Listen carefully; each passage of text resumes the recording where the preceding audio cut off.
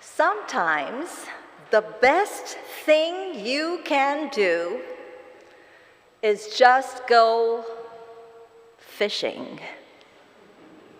Even if you only catch some peace of mind. This is a season of rest and renewal for some of us, especially students and teachers, but has been a busy season if you've been helping out with Vacation Bible School, thanks to the many Marthas in this church. Last week I had a member tell me, I'm Martha, and Martha on steroids when we have Caritas in our church. We do thank God for our Marthas who keep our churches, homes, and communities going.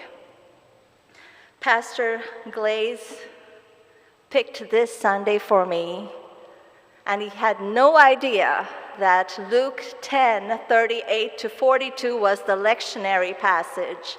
And when I went to seminary, I wanted something easy to work on, an easy passage to parse all the Greek verses, so I got this passage to help me out, just 5 verses. And I worked on it through my master's in divinity, worked on it again through my master's of theology, and worked on it again and again through my doctorate in ministry. And I have so much to tell you today. I do have to stay on track. Let us look to the Lord in prayer. May the words of my mouth and the meditation of our hearts be acceptable in thy sight, O Lord, our strength and our Redeemer. Amen. Mary sat at Jesus' feet and listened to his word. Martha was busy doing many tasks. People are different. Are you a Martha or a Mary? If you are a Martha, can you just show me your little pinky? Okay, we have lots of Marthas here. If you are a Mary, and sometimes people call Marys lazy because they're sitting, would you show me your pinky? The Christian tradition teaches us that there are 2 equally important approaches to discipleship. The approach of Mary, the contemplative life, introspection, prayer, solitude, reflection, and the approach of Martha, active life, full of energy, engagement with the world, service to others, participation in the community. And it is okay to be a Martha or a Mary or both, or find the opposite person in your team, in your marriage, in your home, or be a Martha or Mary at certain seasons of life. And being a thoughtful faith community, you may be interested in comparative religions. I learned that the Bhagavad Gita of Hinduism mentions 4 types of yoga, spiritual pathways, and 2 of them, Jnana Yoga, gnosis, knowledge, Jnana Yoga, G-N-A-N-A, the path of knowledge, wisdom, introspection, contemplation, and Karma Yoga, the path of action, service to others. They are all equally important and all take us to moksha, heaven. For those of you who know me, I am Chaplain Jerusha Tiller. I go by Jerusha Moses as well. I am a prison chaplain serving a maximum security women's prison close to Charlottesville called Fluvanna Correctional Center. You probably saw a box of cards at the entrance on the other side. We have women going through all sorts of difficulties. We have an infirmary, a mental health unit, intake, and our prison is like the funnel where we receive everyone, process their papers, and send them away, or keep them with us. And many of them serve a lifetime or many lifetimes long-term incarceration. Before COVID, we had 1,200 residents. And now we have 850 with 10 religions, 300 Protestants. Our church has 300 members in a prison of acute staffing shortage with high staff turnover, and I am the only chaplain. Just one of me, many tasks. Just one of me, and I cry out, help! Help! Well, Chaplain Carolyn Briggs decided to visit us yesterday and the day before, and it was wonderful. And thank you for all you do as a church for our incarcerated community. And I've been looking for help in my office. A resident inmate, an offender clerk, someone who's trustworthy, who can help me. And I found one, a very good worker, a busy worker. She got everything done. It was like a miracle. 6 months of work just done in 2 weeks. Clean floors, books stacked, everything in folders, all labeled and neatly arranged.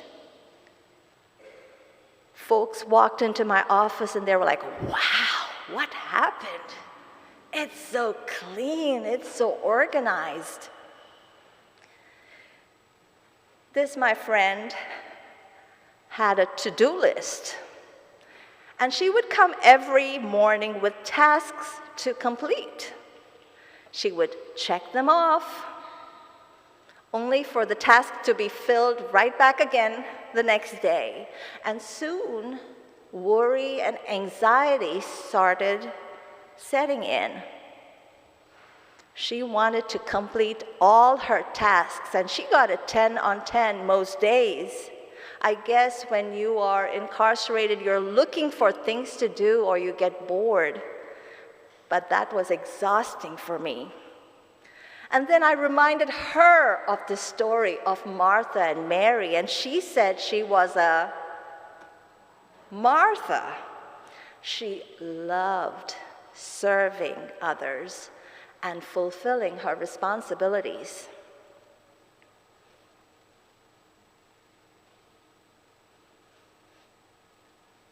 Was Jesus a Martha or a Mary? Did Jesus get stressed? Did Jesus need rest? Foxes have holes and birds their nests, but the Son of Man has nowhere to lay his head. Jesus needed moments of rest and renewal. This story points to the fact that yes, Jesus needed rest and renewal. Where did Jesus find it? Jesus had friends. In addition to his disciples, an inner circle that nourished him and cherished him, and they were the siblings, Martha, Mary, and Lazarus, who lived in Bethany, the Airbnb. Every time Jesus went from Galilee to Jerusalem, he would pass by Bethany and would be welcomed by Martha into her home. Friends, who is your friend? Who nourishes and cherishes you?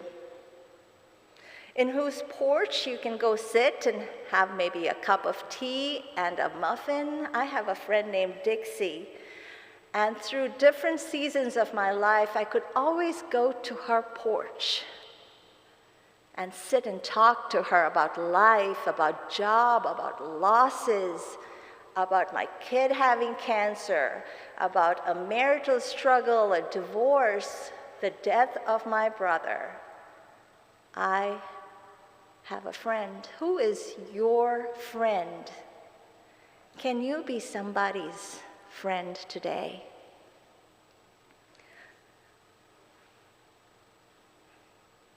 This sermon has 3 parts. The first, Martha and discipleship, then Mary and discipleship, Martha and diaconia, and the third, Jesus' words. So let's look at the first, Mary and discipleship. Verse 39 says, "And she had a sister called Mary, who also sat at Jesus' feet and heard his word." Mary of Bethany was not one of the 12. She was not an apostle, but she was a true disciple of Jesus. She sat at Jesus' feet. In Acts chapter 22, we learn that Apostle Paul, who was Saul, he is described as a student who sat at the feet of Gamaliel. Paul was a disciple, was in training. And Mary has something to teach, not only women of the early church, but all of us today, to sit and learn from Jesus. It was almost like she prayed, "Jesus, I'm not one of the 12, but I want to sit and learn from you every moment I get." Mary and discipleship. Second, Martha and diaconia. That's that beautiful Greek word from which you get the word deacon. Martha and diaconia. Martha was distracted with diaconia, many tasks. And maybe her home was an early house church. Martha and diaconia teaches us that you can come to church and do the Lord's work, but still be distracted. That you take your eyes away from Jesus, you lose your focus.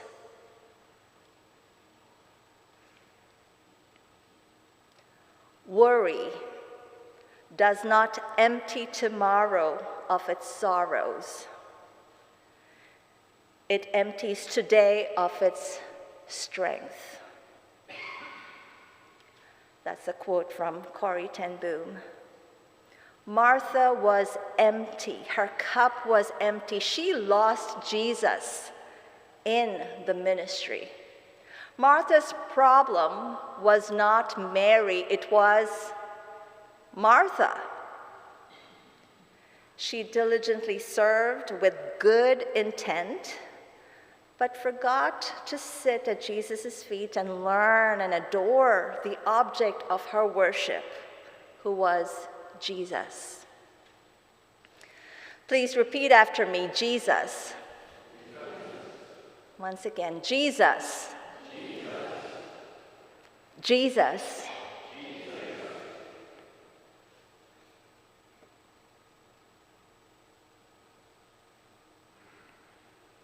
My resident clerk worked very hard, was extremely trustworthy, a gift to the institution. But soon others started adding tasks to her workday, and she got distracted. The corrections officers will call her to hold the door open for other inmates to walk in. They fired the other workers in the building because she was so good. They made her clean the floors. The school principal asked for help to clean her desk. And my wonderful clerk lost focus on the work she was hired for. One day, I found that the books in the chaplain's library were stacked by authors' names and didn't follow through with the catalog that I had. How will the residents look for a book? And so I asked her,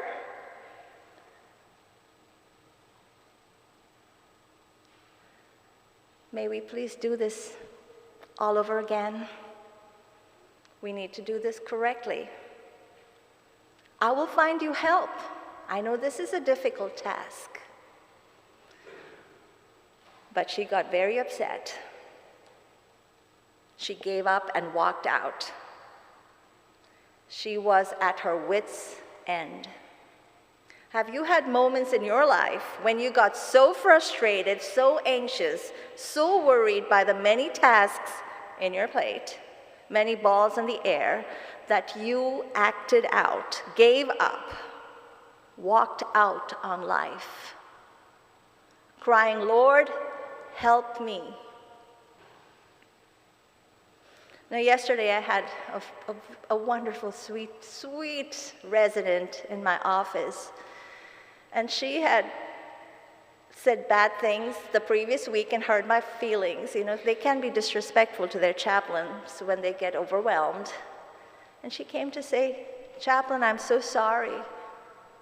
I'm struggling. I'm struggling with all this trauma I've had to carry from the time I was a little child. And I cannot control my addictions. I keep coming back to the prison. This is my third time. Lord, help me. Third, Jesus replied, Martha, Martha, like Abraham in Genesis 22, Moses, Exodus 3, Simon, Luke 22, Saul, why are you persecuting me? Acts 9.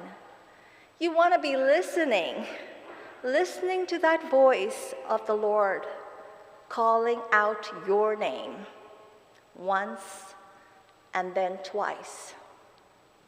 Martha, Martha, verse 41, you are worried and troubled about many things. But one thing is needed. Verse 42, Mary has chosen the good part that will not be taken away from her. Jesus, do you care? Jesus cares deeply about our well-being. Does Jesus care about the incarcerated people I work with that have suffered so many losses? They have lost everything that's familiar to them. Their children, many times, taken away from them. There are some pregnant ladies who give birth in UVA and have to give up their babies. Their parents die, and they can't hold their hands when their mom or father have a bad diagnosis. Loss after loss of future dreams, of comfortable homes, a bed to sleep in, yummy food to eat, loss of freedom. They can't go on a vacation. Loss of medical choices, spiritual communities, massive losses which are far-reaching, long-lasting, affecting individuals and families and communities for years to come. Verse 42 says, Mary has chosen the good part that will not be taken away from her. Nobody can take away the time, the focus you spend on the Lord, even in a prison cell with nothing around you. You can sit and spend time with the Lord. No one can take that away from you. Even in the hospital bed, you can spend time with the Lord. No one can take that away from you. Amid all the duties of productivity and accomplishment, we must know when it is to find time to sit at the feet of Jesus as his disciple. Church, when is that time for you? Amen.